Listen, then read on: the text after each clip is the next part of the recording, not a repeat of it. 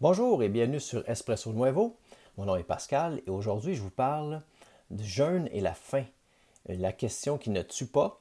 C'est tellement la question qu'on m'a posée le plus souvent par rapport au jeûne. Alors, je vous en parle dans quelques instants. Je vais parler aussi du jeûne intermittent, puisque c'est une pratique très populaire et très géniale aussi pour s'initier au jeûne.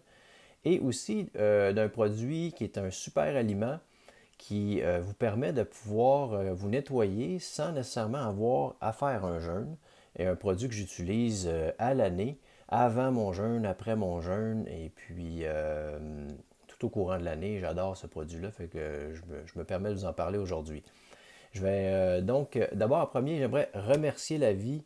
Merci la vie de pouvoir me permettre de faire un jeûne. C'est tellement un cadeau qu'on se fait à soi pour sa santé.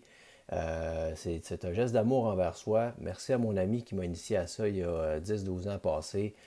Merci la vie de connaître ça aussi.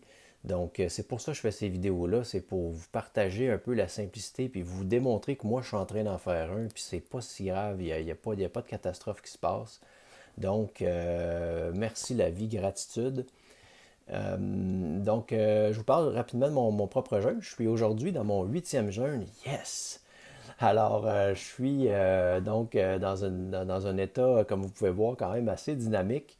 C'est sûr qu'on n'a pas beaucoup de résistance, là. Si je vais aller piocher sur mon terrain, gratter le gazon, faire des trous, pelleter de la roche, pas la bonne idée, parce qu'il faut avoir quand même les jambes allongées et tout ça, mais j'ai quand même une énergie qui est intéressante. Puis là, c'est stable depuis hier au 7e jour, relativement stable. Alors, ça va super bien. Puis, je continue, j'espère me rendre à 14 jours. Je ne croirais pas avoir de difficulté puisque là, je suis comme dans la zone payante où c'est très stable aussi. C'est ça qui est le fun. Puisque les 7 premiers jours, le corps détoxifie, nettoie en profondeur et tout ça. Donc, les sensations un petit peu intenses. Puis à partir d'une semaine, 7 jours, ça se stabilise, puis on a un peu plus d'énergie. C'est constant, puis on y va. Puis pendant cette deuxième période, si on veut, du jeûne-là, après le 7 jours, ben, c'est là que le corps va pouvoir travailler en profondeur, ayant terminé sa phase de détoxification. Donc, j'apprécie tellement de pouvoir être dans la zone payante, puis je compte bien me rendre jusqu'à 14 jours. Peut-être plus, on verra, mais je pense que 14 jours, ça va être bon pour cette année. Alors, voilà. Donc, la faim. Oui, la faim. La faim, c'est un mythe d'avoir faim en jeûne, honnêtement. C'est-à-dire qu'on peut avoir faim un peu les 2-3 premiers jours. C'est très éphémère, c'est passager. Ça se gère très bien, vous buvez de l'eau puis ça passe.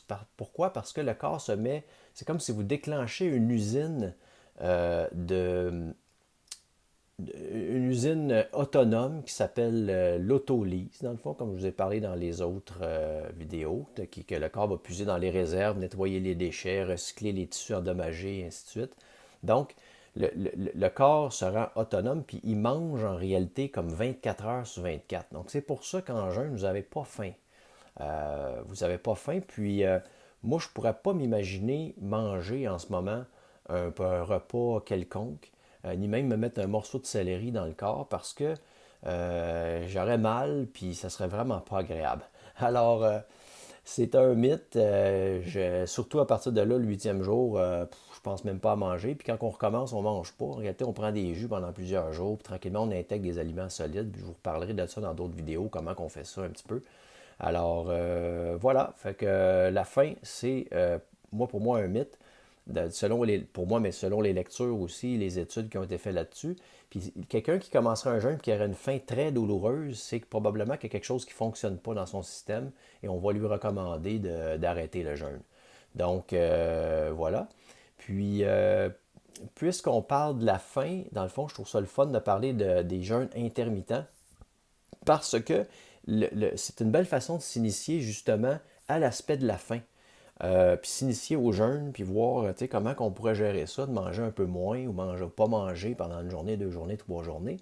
Le jeûne intermittent, dans le fond, le principe, c'est de donner plus de temps au système digestif de récupérer de l'alimentation qu'on lui envoie et de pouvoir se nettoyer dans une période plus grande que normalement. Donc, beaucoup de gens ce qu'ils vont faire, c'est qu'ils vont ils vont manger à 6 heures le soir, puis ils vont remanger seulement à midi le lendemain. Donc, puis peut-être même en après-midi s'ils peuvent. Donc, plus longtemps qu'on laisse au corps le temps de récupérer par lui-même, ben, c'est une façon de s'initier au jeûne, puis de laisser que le corps se nettoie un peu quand même. Puis vous pouvez perdre beaucoup de poids quand vous faites ça aussi, sur plusieurs jours. Puis vous pouvez intégrer ça à travers vos habitudes de vie aussi. Donc, vous n'êtes pas obligé d'arrêter complètement de travailler, par exemple, pour faire un jeûne intermittent. Donc, je vous encourage fortement à vous documenter davantage là-dessus. C'est une excellente chose, le jeûne intermittent, pour s'initier. Puis peut-être qu'après ça, ça va vous tenter de faire 2, 3 journées de jeûne pour commencer, puis ou des cures au jus, peu importe. Alors, puis parlant de jus, moi, il y a un produit que j'adore qui est un super aliment que j'intègre toute ma vie, au courant de l'année dans mon alimentation pour me nettoyer et tout ça. C'est un produit que je prends beaucoup avant le jeûne pour me nettoyer, pour me préparer à un jeûne. Puis aussi, quand je recommence à manger, c'est la première chose que je me mets dans mon corps, c'est du jus d'herbe de blé.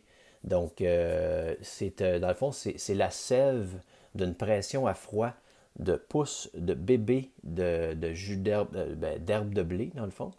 Donc, c'est pressé à froid, puis ça crée un liquide qui est la sève, et c'est congelé à moins 45 degrés. Donc, c'est un produit vivant, c'est plein d'oligo-éléments, c'est plein d'antioxydants, plein de chlorophylle, très populaire l'automne, l'hiver, justement. Et puis, c'est une compagnie que je vous suggère, c'est blédevie.com. C'est des amis, c'est des gens que j'apprécie énormément et puis qui font vraiment les choses avec minutie.